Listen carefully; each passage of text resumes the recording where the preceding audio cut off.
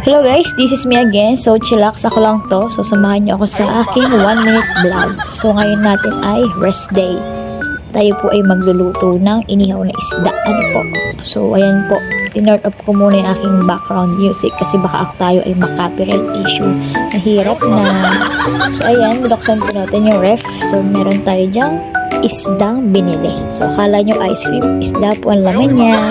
So guys, nagbuhay muna tayo ng apoy kasi hindi po yan maluluto yung ating lulutuing isda kapag po hindi tayo magbubuhay ng apoy. So ayan, nakapagbuhay na tayo ng apoy and then intay na lang natin siyang sumindi. Umapoy para mailagay natin yung isda. So ayan po, nailagay na natin po yung isda natin binili kayo sa palengke. So habang tayo nag-iintay ng isda, nakita ko itong manok nito, parang masarap gawing tinola, pero hindi po pwede kasi yan ay paitlogin ni Father. So mahirap na, baka tayo mapagalitan.